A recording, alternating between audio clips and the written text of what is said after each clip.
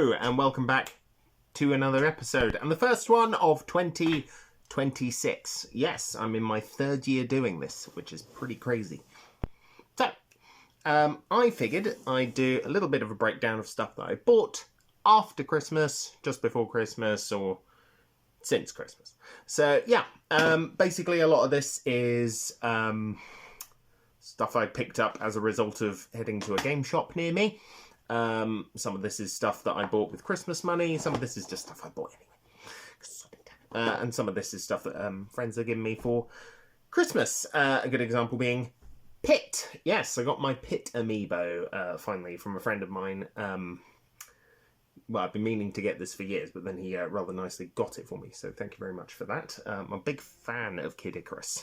I have been meaning to pick up the other two games. I have Uprising. I've played a bit of it.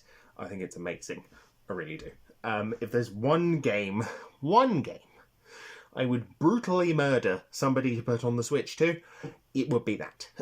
Give me Kid Icarus Uprising 2, or give me Kid Icarus Uprising ported to the Switch 2. I think it would just be really cool. But yeah, not bad. As I said, I did nip down to a game shop, so I had some trade-in money.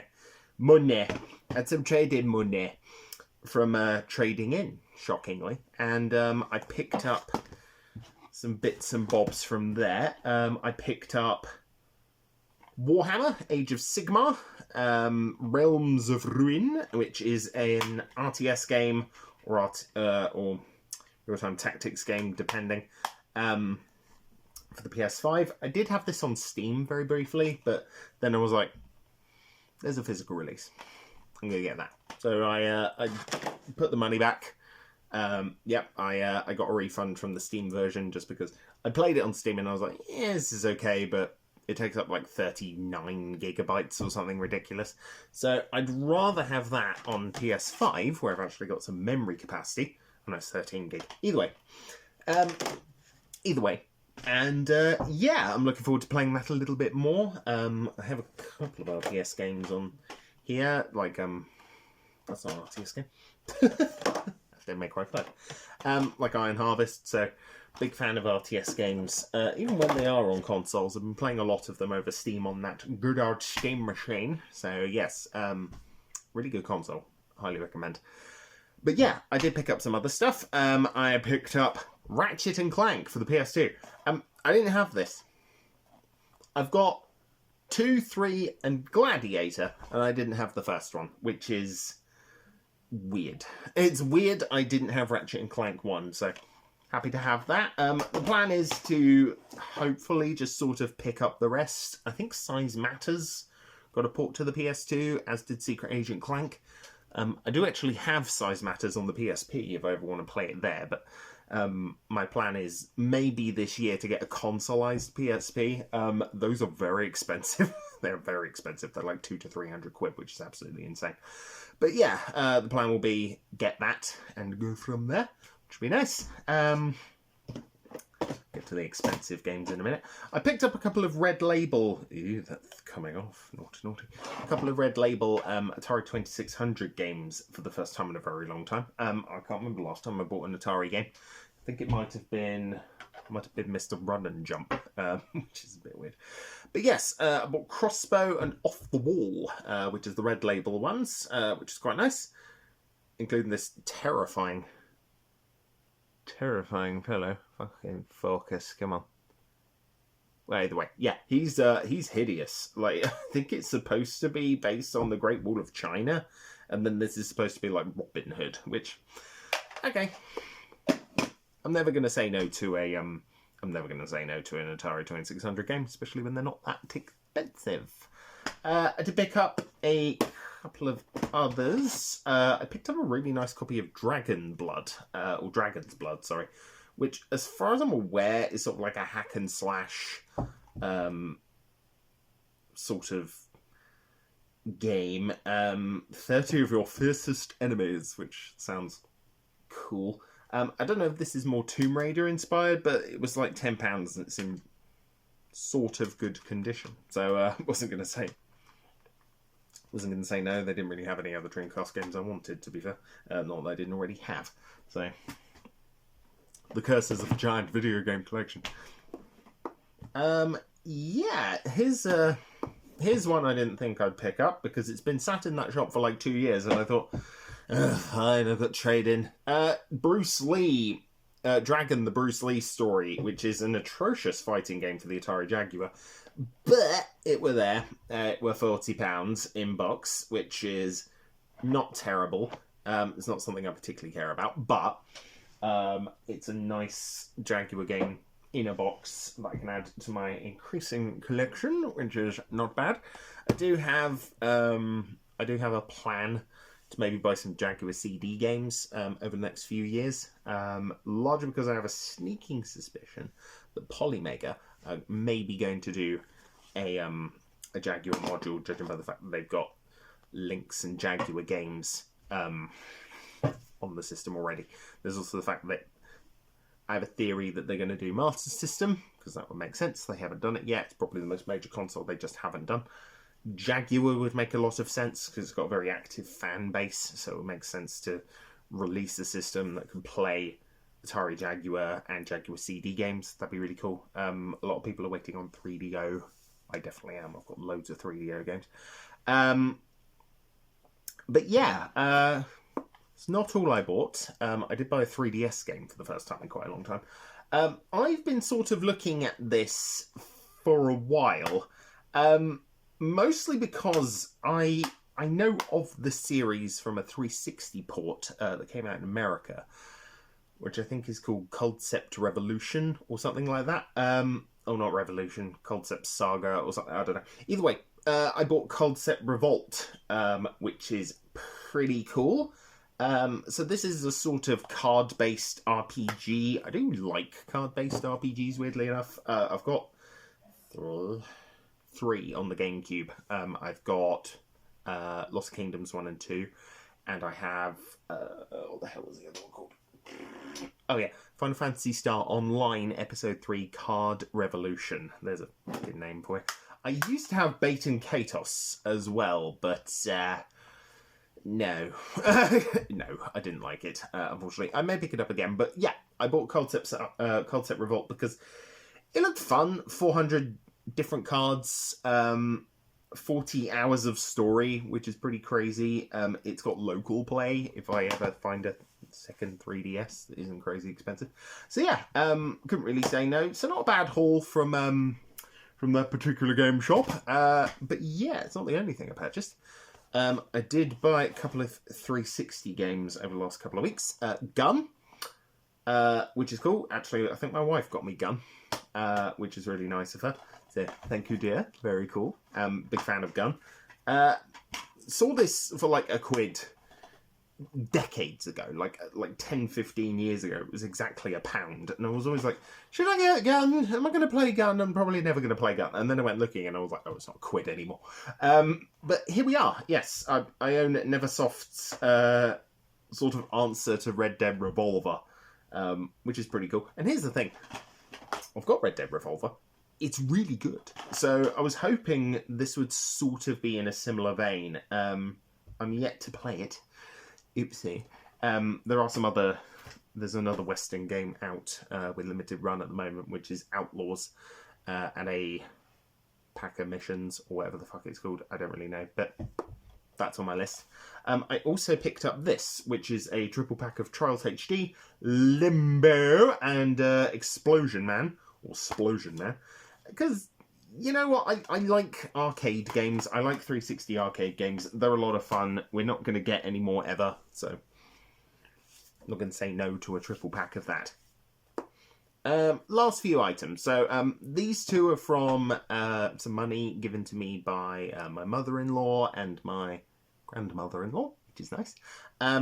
So with my mother-in-law's Amazon voucher, I picked up the Complete 32X Guide by Sean Long, also known as, I want to say, RGT85 on YouTube. Yep, RGT85 on YouTube.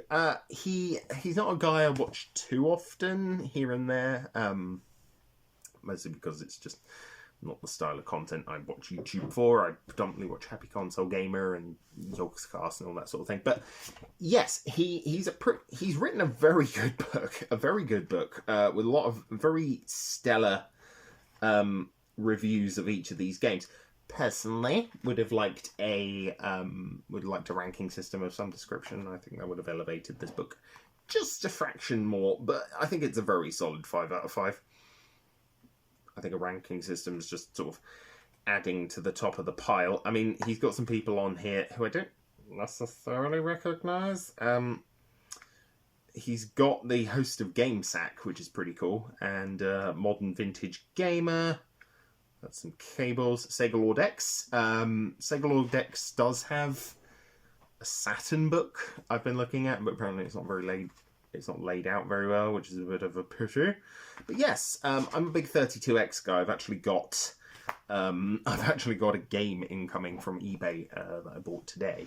So a couple of days before the time of this recording. But yeah, so that's cool. Hopefully Space Harrier for the 32X will be winding its way to me, and I might do a bit of an update video on that system, because I like playing it on the Polymega. Speaking of Polymega, yes, so you may recall a couple of weeks ago, I did a Polymega Christmas, because I got an absolute buttload of the games for Christmas. I got about 8. No, 10. 10, because my wife bought me 6 and I bought myself 4 from their thing. I got another 2. So yeah, I bought the 2 latest ones, which they announced literally the day after their Black Friday sale. So thank you for that. And I was like, great, I have to wait to buy those. So yeah, Body Harvest, which is very cool. Got Body Harvest, Scars, Dead in the Water, and Burning Road. Again, nice pins, good collection, and Boy and His Blob, which there's a few variants of that game, and it's odd that basically none of them are on this collection. It's one of the more eclectic ones. So you've got Boy and His Blob, then you've got Gunboat for the TurboGrafx 16, Super Solitaire for the SNES, and then you've got Uprising X and KKND 2 Crossfire, which unfortunately for me, I've got already. Shiny fucking console cartridge thing. But, yeah, I'm always happy to have a Boy and His Blob. I've been meaning to get the Wii version for a while. My wife has actually purchased that, so hopefully it's on its way. That'd be lovely. Thank you, dear.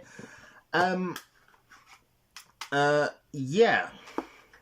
I'll get to my final item in a minute, but just before, because I completely forgot about the 2 games that my grandmother-in-law has purchased me.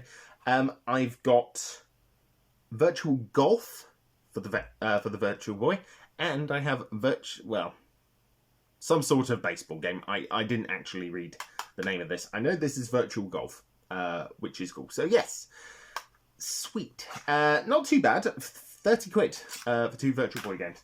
Not complaining. I'm now up to, what is that, 10. I'm up to 10 Virtual Boy games out of 22 released. So, will I go full collection? Maybe I will. We'll see. I might do. There might be some that I just go, repro. Because some of them are just too expensive to justify, quite frankly. Sort of similar to this. That being said, I am going to get... I'm 100% probably going to buy Blackthorn this year, because that's very high on my 32X collection list. But yeah, unfortunately, it's not a game I can play with our final item. I bought the Polymega gun. Yeah, why not? Why not? I did debate on buying this several years ago when I spent, I think it was 600, yeah, it was £600, including postage, because they had I think they had a discount on the Polymega bundle with the 4 modules that have been announced and released at the time. So I bought that in addition to... Then I bought the N64 module. I've pre-ordered the Atari 2600, 7800 module, even though I've got multiple ways to play those games. I figured having them on Polymega, why not? So yeah, I bought the gun. I figured it'd be better to wait. I was like, because there was no announcement when this bloody thing was going to come out, and that's just not... ideal. It's not ideal, but to be fair, it's well made. It's clunky. It's not clunky. It's actually quite small. It runs okay. I've played a couple of games with this, but that's not good. The seam there is coming out. That's annoying. But yeah, the thumbstick on the back for selecting games. But yeah, it's not bad. It's okay. It's definitely a clicky. It's a clicky boy. Yeah, I'm quite happy with it. I did buy my wife. Terminator 2, the arcade game, because she's a big Terminator fan.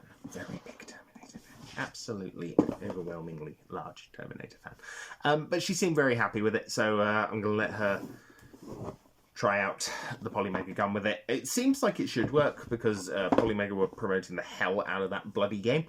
So fingers crossed, that's pretty nice. We're still waiting on the... do they have it on the back of these? They do. The Polymega app. They're still promoting the Polymega app. Where's that? Where is that? Fuck if I know.